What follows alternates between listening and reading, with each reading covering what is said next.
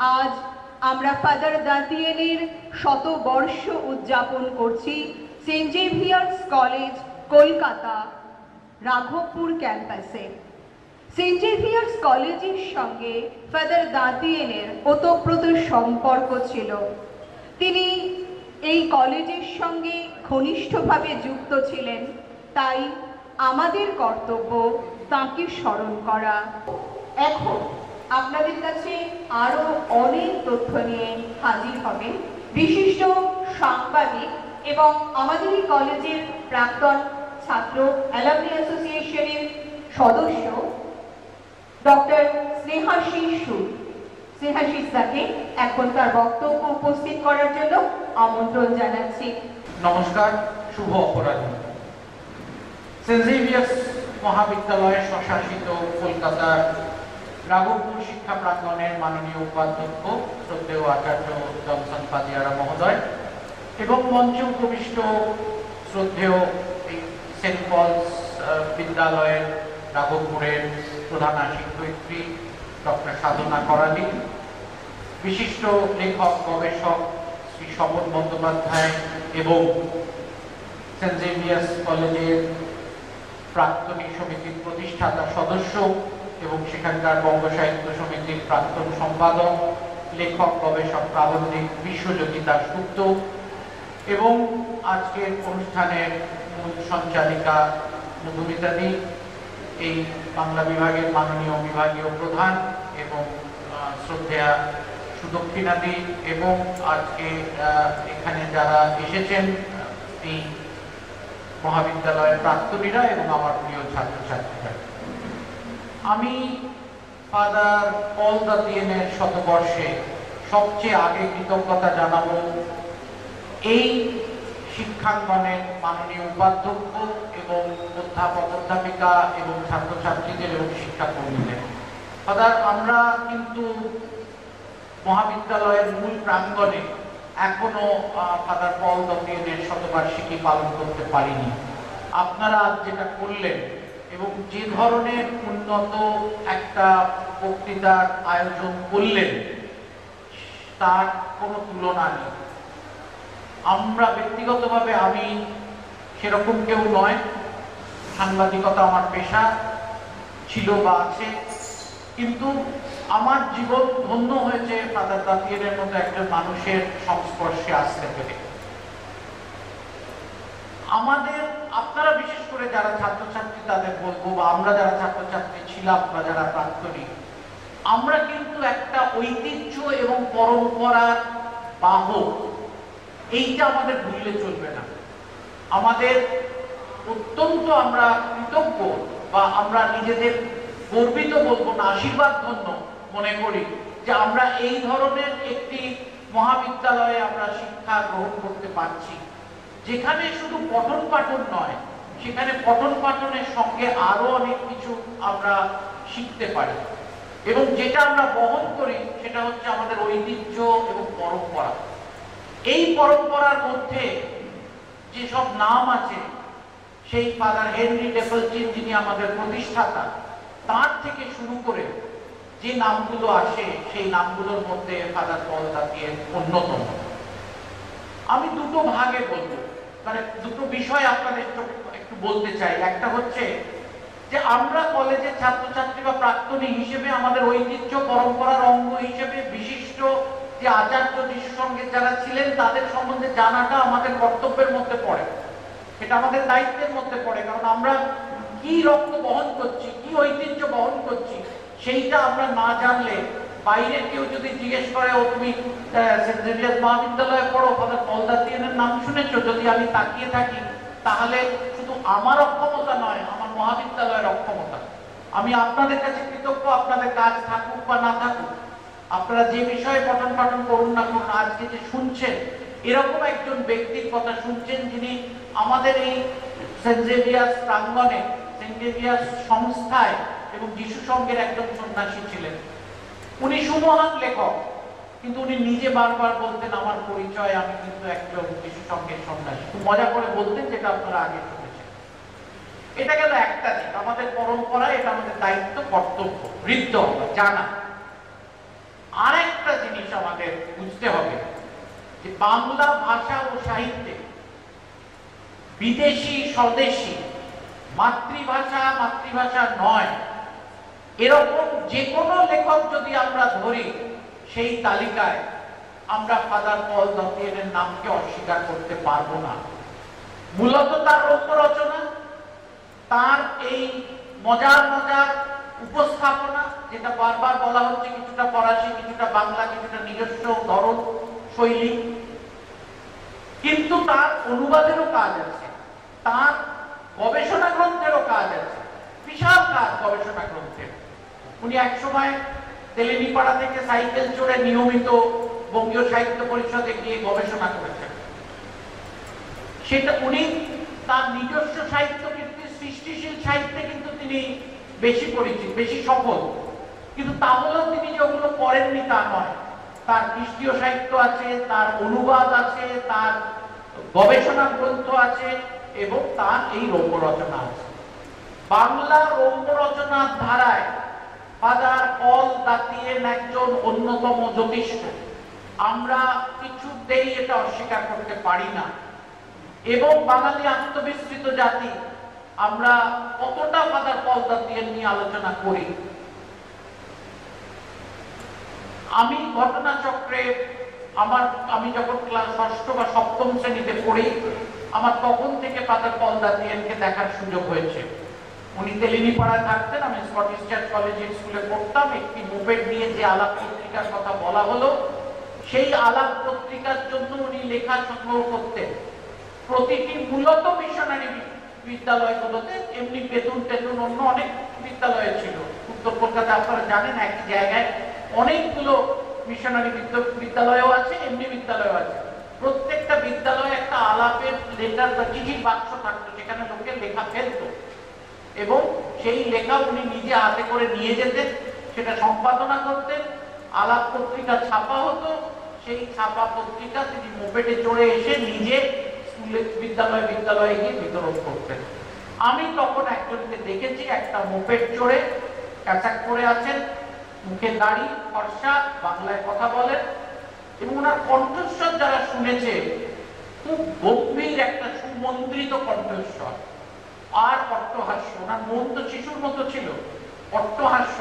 একটা মানুষের অন্তর যদি খুব পরিষ্কার না হয় তাহলে সে মানুষ অট্টহাস্য দিয়ে বাইরের কারোর সঙ্গে কথা বলতে পারে না। ওই অবস্থা থেকে, ওই আমার অতটুকু বয়স থেকে আমি চিনতাম তিনি কে বা কিছু। ঘটনাচক্রে ফাদার পিয়ের ফালো আমার বাবার সঙ্গে কলকাতা বিশ্ববিদ্যালয়ে পড়তেন, সেই সূত্রে ফাদার ফালো সম্বন্ধে আমাদের একটা ধারণা ছিল। যে ত্রয়ীর কথা বলা হয়, ফাদার রবের আনোয়ার, যিনি ভারততাত্ত্বিক তথা তুলনামূলক সাহিত্যের একজন বিশিষ্ট ব্যক্তিত্ব, যিনি যাদবপুর বিশ্ববিদ্যালয়ে তুলনামূলক সাহিত্য যখন বিভাগ তৈরি হচ্ছে সেই বিভাগে অধ্যাপনা করছেন। বুদ্ধদেব বসুদের সঙ্গে ওই সাহিত্যিকদের, ওই সময়কার সাহিত্যিকদের সঙ্গে তিনি আলোচনা করছেন এবং ফাদার ফালো, এই দুজন বাংলা খুবই এর মূলত খ্রিস্টীয় যাগযজ্ঞ, উপাসনা বা মিশা যাকে বলা হয় তার জন্য বাংলা শেখাটা জরুরি, কিন্তু সেই বাংলার বাইরে ভাষা ও সাহিত্য, তাতে শুধু দখল জোগাড় করাই নয়, সেটাকে সাহিত্যের পর্যায়ে নিয়ে যাওয়া এবং তার তাত্ত্বিক আলোচনা, এগুলো এই ত্রয়ী করতেন। তার মধ্যে ফাদার দাতিয়ানের যে রম্য রচনা, যে গবেষণা, সেগুলো কিন্তু খ্রিস্টীয় সাহিত্যেও যেমন তার মূল বিষয় ছিল, কিন্তু সেটা উপচে পড়েছিল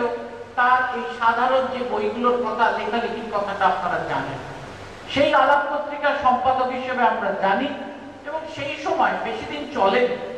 সেই সময় বিদ্যালয়ের ছাত্রছাত্রীদের মধ্যে আলাপ পত্রিকা বিরাট ভাবে মন কেড়েছিল। তারা সেই লেখাতে উৎসাহিত হতেন, নিজের নাম ছাপায় দেখা যেত, সেই পত্রিকা আসতো, সেটা একটা সরবল পড়ে যেত। এবং ওই সময় যারা লিখেছেন তারা এখন কিন্তু অনেকে খুবই নামকরা লেখক তৈরি হয়েছেন, এইটা কিন্তু অস্বীকার করলে চলবে না।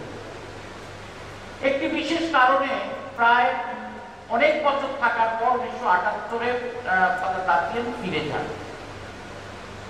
এখানে একটা পর্ব, এর পরের পর্বে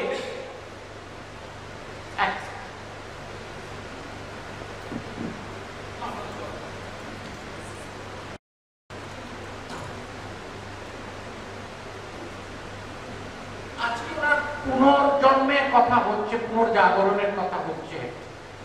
সেন্ট জেভিয়ার্স কলেজের বঙ্গ সাহিত্য সমিতির যখন 75 বছর হয়, তখন সেই উপলক্ষে একটি পত্রিকা প্রকাশিত হয়। এই পত্রিকাটির নাম ছিল পরম্পরা। এর সম্পাদনার দায়িত্বে ছিলেন বঙ্গ সাহিত্য সমিতির প্রাক্তন সম্পাদক এবং মহাবিদ্যালয়ের প্রাক্তনী প্রতিষ্ঠাতা সদস্য শ্রী বিশ্বজ্যোতি দাশগুপ্ত। তার সঙ্গে আমারও কিছুটা কাজ করার সুযোগ হয়েছিল। এই বইটাতে একটা বিষয় আছে, একটা বিভাগ আছে, বাংলা সাহিত্যে জেসুইট যাজকদের অবদান। সেখানে ফাদার দতেন থেকে, যিনি বাইবেল বাংলায় অনুবাদ করেছেন, সেখান থেকে প্রায় ফাদার মিনো পর্যন্ত, তার মধ্যে ফাদার এঙ্গেলবার্ট, ফাদার ম্যাথিউ শিলিক্স, ফাদার মালো, ফাদার আন্তোয়ান, ফাদার দাতিয়েন, এদের সবার কথা আছে, যারা বাংলা ভাষা ও সাহিত্যকে সমৃদ্ধ করেছেন। এটা ভাববেন না যে তারা খ্রিস্ট ধর্ম প্রচার, খ্রিস্ট জাগের উপাসনার জন্য যে রীতি নীতি মন্ত্রোচ্চারণ, যেটাকে পরিভাষায় আমরা লিটার্জি বলি, সেই লিটার্জিকে অধ্যয়ন করা হয়, সেটা এক জিনিস। পরিচালনা করার জন্য যেটা করতে হয়, ভাষা শিখতে হয় স্থানীয় ছাত্রছাত্রীদের জন্য, সেটা আরেক জিনিস। কিন্তু সাহিত্যের অবদান রেখে যাওয়া, সেই কাজটা এই কয়েকজন করেছেন। ফাদার দতেন একদম শুরুর দিকে, তারও আগে অনেকে আছে, কিন্তু জেসুইট যাজকদের মধ্যে এরা সাহিত্যে তাদের অবদান রেখে গেছে। এই ফাদার দাতিয়েনের ওপরে ফাদার ম্যাথিউ শিলিংসের একটা লেখা প্রকাশিত হয়। এই লেখাটা প্রকাশিত হওয়ার পর সেন্ট জেভিয়ার্স মহাবিদ্যালয়ের আরেক প্রাক্তনী এবং বঙ্গ সাহিত্য সমিতির আরেক প্রাক্তন সম্পাদক, মানে আজকে ঘটনাচক্রে তিনি এলে 1, 2, 3, 4 জন প্রাক্তন সম্পাদক এখানে উপস্থিত থাকতো। সর্বকনিষ্ঠ মৌসুম, তার আগে দীপন, যে এখন আমাদের প্রাক্তনীর থেকে এই শিক্ষা প্রাঙ্গণের সমন্বয়ের দায়িত্বে আছে, বিশ্বজ্যোতিদা, চিন্ময়দা এলে চিন্ময়দাও হতেন, এবং ঘটনাচক্রে আমিও সেই দলে ছিলাম। আমি যদিও নিজেকে সতরঞ্চিকতা সম্পাদক বলেই নিজেকে মনে করি। সেইটা চিন্ময়দা দেখে, চিন্ময়দা এই সম্পাদক মন্ডলীতে ছিলেন, দেখে তারপরে কিন্তু ইতিহাস তৈরি হয়। চিন্ময়দা বুঝতে পারেন, তারপর চিন্ময়দা একটা কাজে প্যারিস যান, তারপর হর্ষদা যেটা বলেছেন সেটা আপনারা পরপর জানেন। সেখানে যখন ফাদারকে এত বছর পর চিন্ময়দারা বলছেন যে ফাদার আমি আপনার সঙ্গে দেখা করতে যাবো, চিন্ময়দা মাতৃভাষার মতো ফরাসি বলতে পারেন, ফলে প্রথমে ফরাসিতে কথা হচ্ছে, তারপরে বাংলায় হবে। ফাদার তখন তার এত বছর পরে সেই ছেড়ে দেওয়া, উনি কিন্তু অন্য ভাষা শিখে অন্য জায়গায় কাজ করছেন, বয়স্কদের যে ধর্মীয় উপদেশাবলী, ধর্মীয় যাগযজ্ঞের কাজে নিয়োজিত করেছেন সেই ব্রাসেলসে। সেখানে যখন শুনছেন কলকাতা থেকে কেউ আসবে, তিনি 2 দিন ধরে শুধু রবীন্দ্রসঙ্গীত শুনছেন, এবং যেটা সকলে বললেন, ফাদারের মন ছিল একেবারে শিশুর মতো, এবং লাফাচ্ছেন আবার কেউ আসবে, কেন আসবে, কি হবে। এবং তারপরে ওনার কাছে প্রচুর বাংলা বই থেকে উনি প্রচুর বই নিয়ে গেছেন, সেই বইগুলো আবার পড়ছেন, মানে বাংলার মধ্যে তিনি ডুবে যাচ্ছেন, আবার নিমজ্জিত হচ্ছেন। এই যে একটা তৈরি করা নিজেকে, যিনি এত বড় সাহিত্যিক, তিনি কিন্তু শ্রীরামপুরে শিখেছেন এক ধরনের বাংলা, বাসন্তীতে গিয়ে শিখেছেন, তার আগেই দেশের তার লেখা প্রকাশিত হয়েছে। তার সময় যিশু সঙ্গের আঞ্চলিক প্রধানের কাছে যখন উনি বলেন যে উনি বাসন্তীতে যেতে চান ভাষা শিখতে, তখন ওনাকে বলা হয় আরো অধ্যয়নের দরকার, তারপর মাঠ পর্যায়ে গিয়ে শেখা যাবে। উনি বলেন না আমি পারবো। সেখানে কিন্তু একটি বিদ্যালয়ের 6ষ্ঠ বা 4র্থ শ্রেণীতে উনি পড়াতেন, এবং বুঝতে পারছেন তখনকার দিনে বাসন্তীতে কিভাবে মানুষের সঙ্গে মিশতে হতো। আপনারা যদি কোনোদিন ফাদার তিমির সিনহা এখানে আসেন, তাহলে তার কাছে শুনবেন। ফাদার তিমির হচ্ছেন ফাদার দাতিয়েনের বাসন্তীর ছাত্র। তো ওই সেই সময় বাসন্তী এবং অনেক জায়গা ঘুরে দেশে তার লেখা প্রকাশিত হয়েছে, ফলে একটা স্বীকৃতি কিন্তু তিনি পেয়ে গেছেন। লেখা দীর্ঘদিন প্রকাশিত হয়েছে, তিনি একজন জনপ্রিয় রম্য রচনাকার, সাহিত্যিক, এবং তার গবেষণালব্ধ বই প্রকাশিত হয়ে গেছে প্রথম 25-26 বছরের জীবনে, 50 থেকে 78। এবার উনি যখন পুনরায় আবার 2008-9 সালে যখন এই বার্তা পাচ্ছেন, তখন তিনি নিজে আবার বাংলার মধ্যে ডুবে যাচ্ছেন। এবং চিন্ময় দাস সাক্ষাৎকার যেটি বইয়ের দেশে প্রকাশিত হয়, এই তথ্যগুলো আমার ভুল হতে পারে। বিশ্বজ্যোতিদা বয়স আমার থেকে বেশি হলেও স্মৃতিশক্তিও আমার থেকে বেশি, ফলে এগুলো উনি সংশোধন করে দেবেন। এইগুলো যখন লেখা হচ্ছে তখন আবার আবিষ্কৃত হচ্ছে ওই সাক্ষাৎকার দিয়ে। তারপরে হর্ষদা যা করেছেন কেউ করবেন, এইভাবে ওনাকে দিয়ে লেখানো, একের পর এক ধারাবাহিক লেখা বেরোচ্ছে। এবং তারপর ওই আমার জীবন থেকে নেওয়া লাল পেড়ে গদ্যটা কি যেন সেইটাও কিন্তু সর্বশেষ প্রকাশনা। সেটা ওই 2016 যখন উনি শেষবার এসেছিলেন, 15-21 ফেব্রুয়ারি উনি, হ্যাঁ, ওখানে সেন্ট জেভিয়ার্স কলকাতাতেও ছিলেন, তারপরে ঠাকুরপুকুরেও ছিলেন। এইবার ওনার ওই লেখাগুলো আবার প্রকাশিত হয়ে বাঙালি মননে, বাঙালি ওই আত্মবিস্মৃতি ভুলে আবার বাঙালি খুঁজে পেল, পুনর্জাগরণ হলো। এর জন্য বিশ্বজ্যোতিদা, চিন্ময়দা, হর্ষদা, এই বই, এগুলোর অনেক অবদান আছে। ইতিহাসের সঙ্গে আমরা জড়িয়ে পড়লাম। একটা মহাবিদ্যালয়ের একটি সমিতি, সাহিত্য সমিতির 75 বছরে প্রকাশিত একটা বই একজন প্রতিষ্ঠিত লেখককে পুনর্জন্ম দিল, পুনর্প্রতিষ্ঠা দিল, তাকে আবার সংযোগ স্থাপন করলেন। এটা কিন্তু বাস্তব। তিনি যখন আসছেন, আমরা যখন তাকে আনতে গেছি, বিশ্বজ্যোতিদা ছিলেন, চিন্ময়দা ছিলেন, আমরা বিমানবন্দরে উচ্ছ্বসিত। এখন আমাদের ভয় ছিল উনি এত বেশি বাঙালি, ফুলের তোড়া দিয়ে যদি বলেন যে সাহেবী কাজ, আমরা মালা নিয়ে গেছি। ওনার আবার এইসব বাতিক ছিল, মালা টালা বা একেবারে মানে ঘরোয়া কায়দা। এবং উনি কখনো সেন্ট জেভিয়ার্স মহাবিদ্যালয়ে থাকতেন না। আমার আস্তে আস্তে আজকে উনি থাকতেন প্রভু যিশু গির্জায়, এবং ওই সামনে যে বস্তি রাস্তা যারা থাকেন তাদের সঙ্গে উনি সময় কাটাতেন। এবং ওই কেরোসিন তেলে ভাজা চপ আর ওই চা, ওইটাই খেতেন উনি। তাতে ওনার পেটের কোনো সমস্যা কখনো হয়নি। এবং তারপর যতবার এসেছেন ওখানেই থাকতেন। এবং তারপর সেখান থেকে এর জন্য পবিত্রবাবু খানিকটা যুক্ত। আমরা তখন মনে করলাম যে এই রত্ন যখন পাওয়া গেছে, এই রত্নের যথাযথ সম্মান হওয়া দরকার। ফাদার দাতিয়ান কিন্তু তার বাংলা রচনার জন্য বহু আগে দিল্লি থেকে নরসিংহ দাস পুরস্কার পেয়েছিলেন, সেটাকে উনি খুব শ্রদ্ধার সঙ্গে স্মরণ করতেন। কিন্তু রবীন্দ্র পুরস্কারে ততদিনে চালিত হয়ে যুক্ত হয়েছে হয় বিদেশি বা অনুবাদ বা কোনো বিদেশি ভাষার উপরে কোনো কাজ, সেইটা।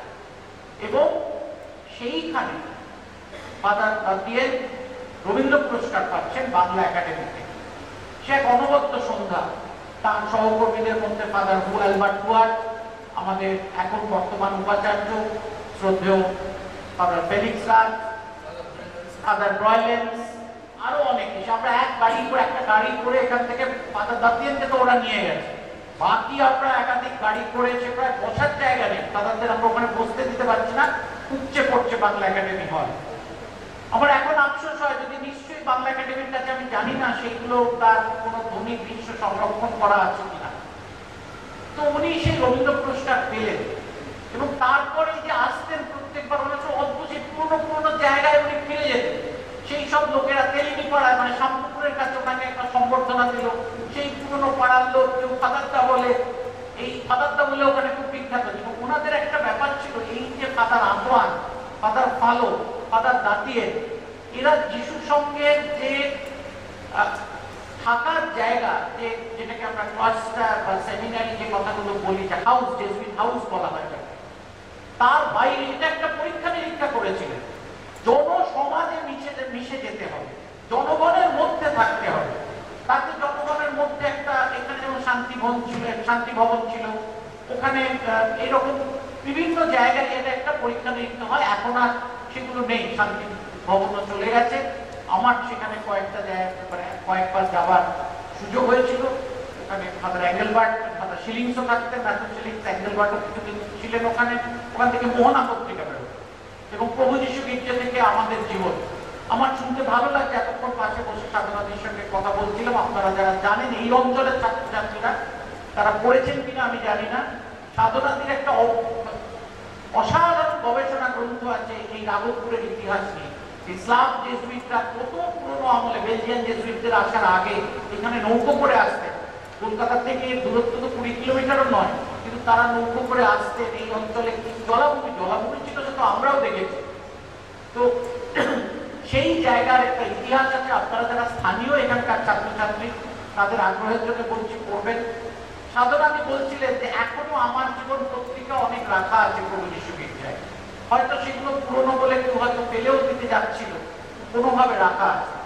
তার থেকে আমাদের ফাদার জুলিয়ান একটা ওই লাল পেরে গদ্যাবলী কিছুটা প্রকাশিত করেছেন, যেটা গোয়েন্দাস লাইব্রেরি থেকে বেরিয়েছে। হয়তো আরো অনেক অপ্রকাশিত এবং ছদ্মনামে লেখা আছে। সাধনাদি বিদ্যালয়ের কাজে খুব চাপে থাকেন, কিন্তু বলেছেন তিনি গবেষণা করবেন। এটা আমাদের কাছে আনন্দের বিষয়। যেমন উঠে এলো, প্রচুর বই বেরিয়েছে ফাদার দাতিয়ানের ওপরে, পত্রপত্রিকায় লেখা হয়েছে, কিন্তু আরো অনেক কাজ আছে। আগামী প্রজন্মের কাছে ফাদার দাতিয়ানকে পরিচিত করা শুধু নয়, তার আসনটা কোথায় সেটা পাঠ্যক্রমের অন্তর্গত করে, সেটা নিয়ে চর্চা করে সেটাকে বোঝা দরকার। তিনি আমাদের কাছে সেন্ট জেভিয়ার্সের ছাত্রছাত্রী বা পাত্রীর কাছে ফাদার দাতিয়ান বলে বড় কথা নয়, তিনি বাংলা সাহিত্যের অন্যতম সেবক। যে সাহিত্যে ওনার অবদান আছে তার স্বীকৃতি, সেটা বাঙালি সাহিত্যের ছাত্রছাত্রী, বাঙালি পাঠক হিসেবে সকলের জানা দরকার এবং সেটাকে আরো প্রচারিত করা দরকার। আমরা কিছুটা করার চেষ্টা করেছি। গতবারে আপনারা জানেন যে একটি বইমেলার একটি তরুণ ফাদার দাতিয়ানের শতবর্ষে উৎসর্গীকৃত ছিল। তার আগে ফাদার দাতিয়ান যখন প্রয়াত হন তখন বইমেলার একটি বড় হল সেটি ফাদার দাতিয়ানের নামে ছিল। এখানে আমরা ঢাকা বইমেলায় আমরা একটা অনুষ্ঠান করতে পেরেছিলাম ফাদার দাতিয়ানের স্মরণে। উনি 2016 বইমেলা ওখানে উদ্বোধন করেছিলেন, তারপর ওখানে অসুস্থ হয়ে পড়েন, তারপর এখানে চলে আসেন। সেটা 15, সেটাই শেষ আসা। তো এই এখনো কিন্তু এর প্রয়োজন আছে, এখনো কিন্তু এর ব্যাপক কাজ বাকি আছে। এবং আমার মনে হয় যে আজকে কিন্তু এই শিক্ষা প্রাঙ্গণে বাংলা স্নাতকোত্তর হয়েছে এবং সেখানে গবেষণা হচ্ছে। এটা যে কত বড় কথা, কত বড় গর্বের। এবং আপনারা যারা জানেন যে সেন্ট জেভিয়ার্স কলেজে অতীতে ল্যাটিন গ্রিকের সঙ্গে সংস্কৃত পড়ানো হতো, বাতাসা সংস্কৃত পণ্ডিত ছিল। বিজ্ঞানের যেমন সাধনা হয়েছে, ফাদার ইউজিন লাফো যিনি জগদীশ বসুর গুরু ছিলেন, তিনি একজন প্রথিতযশা বিজ্ঞানী ছিলেন ওই সময়টা। ঠিক সেই রকম অনেকে ছিলেন যারা সংস্কৃত পণ্ডিত। সেরকম বাংলাও যা পড়ানো হতো বা হয়, বাংলার গুণগত মান কিন্তু অত্যন্ত বেশি অন্যান্য যে কোনো মহাবিদ্যালয় থেকে। এখন পাঠ্যক্রমের জন্য হয়তো তার চাপ বা তার সেই গুরুত্ব অনেকটা কমছে, কিন্তু আমার মনে হয় এই শিক্ষা প্রাঙ্গণে শ্রদ্ধেয় ফাদার জনসন পাদিয়ারা আছেন, আমি তার মাধ্যমে শ্রদ্ধেয় ফাদার অধ্যক্ষ ডক্টর ডমিনিক সার্গিওর কাছে অনুরোধ করব যে এই ধরনের একটি প্রেক্ষাগৃহ বা একটি গ্রন্থাগার অন্তত এই প্রাঙ্গণে ফাদার দাতিয়ান শতবার্ষিকী গ্রন্থাগার বা কক্ষ হিসেবে বা প্রেক্ষাগৃহ হিসেবে সুনির্দিষ্ট করা হোক। ফাদার দাতিয়ানের একটা ছবি থাকুক, এখনকার ছেলেমেয়েরা অন্তত দেখুক ফাদার তাকে কিরকম দেখতে ছিল। তার কিছু কথাবার্তায় যে উক্তি মধুমিতা ম্যাডাম যেভাবে বলছিলেন, এই লেখাগুলো খুব মজার মজার উনি তুলে ধরেছেন। এই উক্তিগুলো যদি লিখে দেখুন, আজকালকার গ্রন্থাগারে আপনি দেখবেন যে বিশিষ্ট লোকেদের নামে এক একটা করে কোণ সংরক্ষণ করা হয়, যেটাকে কর্নার বলা হয়। এখানকার গ্রন্থাগারেও যদি ফাদার দাতিয়ান কর্নার হয়, এই বইগুলো ফাদার দাতিয়ানের লেখা বই, ফাদার দাতিয়ানের সম্বন্ধে বই, যে সমস্ত জায়গায় পত্রপত্রিকায় বেরিয়েছে সেগুলো, এই সবগুলো যদি সংরক্ষণ করা যায় এবং এই প্রাঙ্গণেই করতে পারে। এই প্রাঙ্গণে এখনো এত ছাত্রছাত্রী ফাদার দাতিয়ানের কথা শোনার জন্য বসে আছে। এটা অন্য কোনো শিক্ষা প্রাঙ্গণে অন্য কোথাও হবে কিনা আমরা জানি না। আমরা ঢাকায় করতে পারলাম, আপনারা এখানে করতে পারলেন, আমি খুবই কৃতজ্ঞ। আমরা মূল শিক্ষা প্রাঙ্গণে এখনো করতে পারিনি, এই আমরা কথা বলছিলাম কবে করতে পারবো। ফাদার শান্তিনিকেতনের ছাত্র ছিলেন, শান্তিনিকেতনে ওনার সেই সময়ের একজন দুজন এখনো আছে। ফাদার তো অনেক বয়সে এসেছিলেন, তার সহপাঠীরা বয়স কম, তাদেরও বয়স হয়েছে। সেখানে সেন্ট জেভিয়ার্সের যে পরশমণি কেন্দ্র আছে, আমাদের ওখানেও ফাদার দাতিয়ানকে স্মরণ করা, ওদের বাংলা বিভাগের সঙ্গে আমরা কথাবার্তা বলছি, যদি করতে পারা যায় আমরা কিন্তু এটা আমাদের বাঙালি হিসেবে শুধু সেন্ট জেভিয়ার্সের ছাত্রছাত্রী প্রাক্তনী নয়, এটা আমাদের দায়িত্ব এবং কর্তব্য এবং সেই কাজ করতেই পারে। এবং বাংলা বিভাগ থেকে যে একটি বই যদি শতবার্ষিকী সংখ্যা হিসেবে প্রকাশিত হয়, এখনো অনেক অপ্রকাশিত লেখা, অপ্রকাশিত চিঠি, অনেকে গবেষণা করছেন। এখানে একজন গবেষক আছেন ঢাকাতে গবেষণা করেছেন, তার 2টি বই বেরোবে, এইমাত্র আমার সঙ্গে কথা হলো তার। এইগুলোকে নিয়ে যদি আমরা ফাদার দাতিয়ান চর্চা কেন্দ্র করতে পারি, এখানে যদি অন্তত একটা বক্তৃতা বছরে ফাদার দাতিয়ান স্মারক বক্তৃতা করা যায়, এটা কিন্তু আমাদের দায় দায়িত্ব আমরা কিভাবে আমরা পৌঁছে দিতে পারবো, এবং এইটা কিন্তু আমাদের একটা সব থেকে বড় কাজ হবে যে যদি আমরা সেইটা করতে পারি। ফাদার দাতিয়ানের অনেক বইয়ের কথা বলেছেন। আপনারা একটি বইয়ের কথা জানেন কিনা জানি না, ইমিটেশন অফ ক্রাইস্ট বলে একটা বই আছে, যে বইটি পৃথিবী বিখ্যাত। স্বামী বিবেকানন্দ যখন সন্ন্যাস জীবন নিয়ে পরিব্রাজক হিসেবে সারা ভারত ঘুরছিলেন, তার কাছে 3টে জিনিস ছিল, একটা দণ্ড, একটা কমণ্ডলু আর ইমিটেশন অফ ক্রাইস্ট বলে এই বইটা। এই বইটা অনেক অনুবাদ হয়েছে, রামকৃষ্ণ মিশনের সন্ন্যাসীরা করেছেন এই অনুবাদ, কিন্তু আমাদের ফাদার পল দাতিয়ানও করেছে। এই বইটা বেশি পাওয়া যায় না, বইটা একটা দুটো আছে, হয়তো সাধনাদির কাছে থাকতে পারে, বা স্বরূপদা বলছিলেন উনিও পেয়েছেন কোথাও। ভাগ্যক্রমে আমার কাছে আছে, ফাদার তিমির আমাকে এটা উপহার দিয়েছিলেন, আমি খুব শ্রদ্ধার সঙ্গে রাখি এই বইটা।